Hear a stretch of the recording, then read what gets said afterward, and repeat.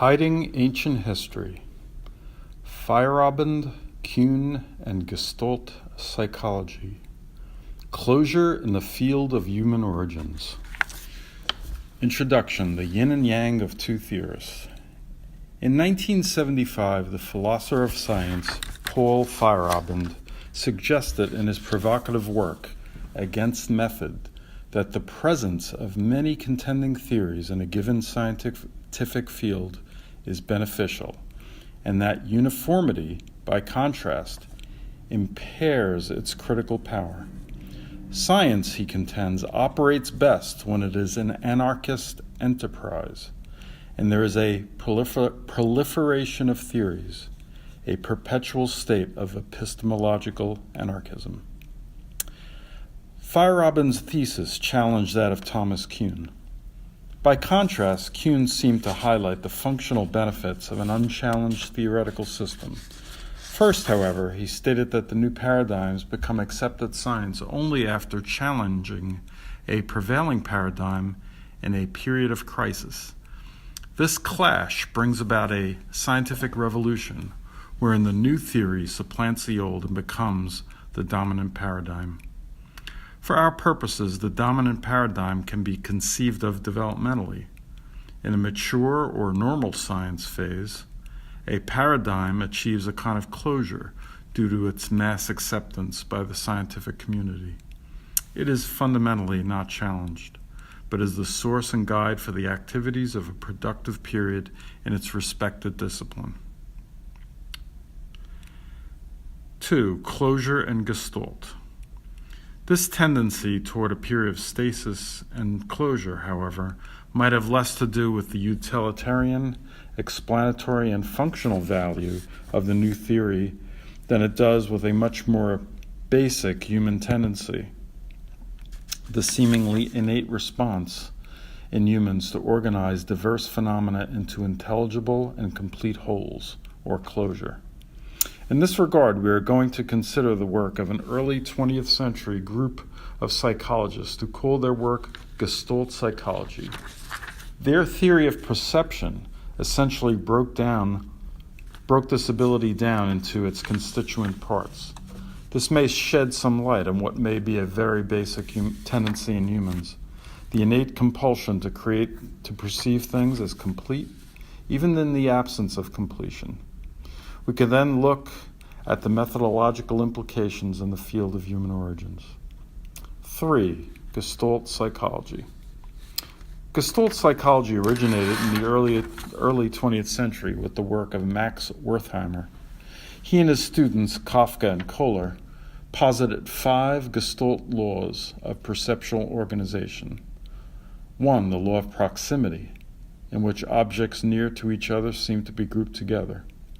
2. The law of similarity, where similar objects appear grouped together. 3. Law of good continuation. This is the innate tendency to perceive a line as continuing in its established direction. 4. The law of closure is the tendency to see complete figures or to complete them even if they are incomplete. A good example of this is called phi phenomena. This is an optical illusion that occurs when a series of still images are viewed in rapid succession, such as in a film, and are perceived in continuous motion. The perception of movement is therefore an emergent experience, not isolated in the stimuli, but reliant upon their interactive nature. 5. Law of figure and ground. This is the tendency of the eye to separate shapes or figure in a design from the background or ground of that design. Most significantly for our purposes, the Gestaltists stated that these innate perceptual tendencies, covering many aspects of our perception, also apply to other aspects of the ways humans interact with the world, such as ideas, thinking processes, and human relationships. In fact, the school of psychotherapy formed called Gestalt therapy. This group used role play and other psychotherapeutic techniques and treatment to achieve closure on unresolved experiences and feelings from the past.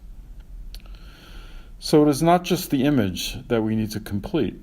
In music, for example, we need a resolution note to hear closure in a piece or phrase of music. It is a basic tendency, in fact, of the human mind to fill in any uncompleted detail, sensory or otherwise, that isn't actually there. As a survival skill, we need to organize and see patterns around us, creating closure as we move forward. The whole, Gestalt psychologists maintain, is greater than the sum of its parts, and any phenomena is best understood in its overall form. 4. Feyeraband and Kuhn revisited. If this tendency toward human closure, to view things as completed wholes, is so basic to humans and underlies our every interaction with the world, this would help us to explain the Feyeraband and Kuhn debate. Both philosophers, in fact, accurately explain different phases or expressions of the same conceptual structure. Kuhn describes a theory in its closed form, dominant, virtually unchallenged, and controlling research. And Feyeraband describes it in its open form, vying freely among contending theories where it is openly challenged but thought-provoking. Kuhn's description helps us to understand why we need closure. A closed system has benefits in terms of productivity and functionality. Kuhn, in fact, goes to great lengths to describe the benefits of productive periods of normal science. Feyeraband's anarchism, by contrast, is more about intellectual freedom and discovery, creating the conditions where the progress of ideas occurs most readily and genius can flourish, unhindered by conformity to accepted science. 5. Closure and the case of ancient history. In the field of ancient history, however, theoretical closure is a principal feature of a long-enduring, pseudoscientific, academically and politically controlled system with its roots in 19th century evolutionary biology.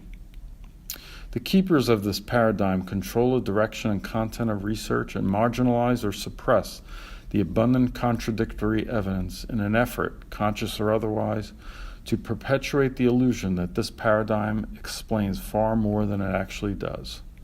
As Karl Popper would warn, a theory that explains everything explains nothing. In this system, the benefits of closure are best seen as a two-edged sword. On the one hand, intellectual investment in the prevailing Darwinian paradigm has helped inculcate a belief of our secure and dominant place in the world that, as Kuhn might agree, has proven palatable, enduring, and productive in terms of leading research and learning. Museums are functioning, textbooks are written, and the fields of archaeology, anthropology, and history persist. But on the other hand, this occurs in a climate where even the brightest minds fail to recognize the intellectual rigidity and dishonesty that are pervasive in the system. In this system, the study of the remote past is the stepchild of written history. Much of ancient history, after all, can easily be explained away as a time of hunter-gatherers or other uncivilized people that existed before the advent of real culture. But if we were participants in an open system of knowledge, our view of our ancient past would not be so simplistic. It would be the subject of ongoing research that would consider all the evidence. Conclusion. We have achieved a closure on our remote primitive past, but we have not connected the dots to complete the partial figure of ancient times correctly. So to speak, we have just done so efficiently. The work of the two philosophers of science we looked at would suggest that in order to integrate newer ideas into academia, a period of openness, suggested by Feyeraband, needs to occur. Thank you for watching. Please like and subscribe to our channel, Hiding Ancient History. Thank you.